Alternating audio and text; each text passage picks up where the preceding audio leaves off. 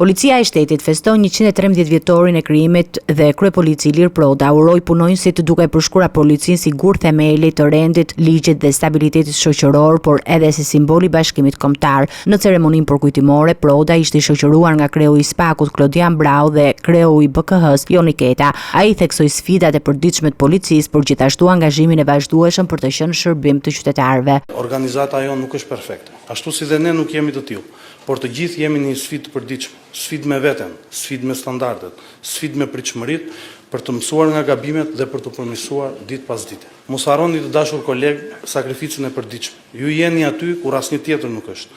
Në diell, shi, dëbor, ju jeni telefonata e parë e çdo problemi. Jeni modest në misionin tuaj, por gjithmonë prezent.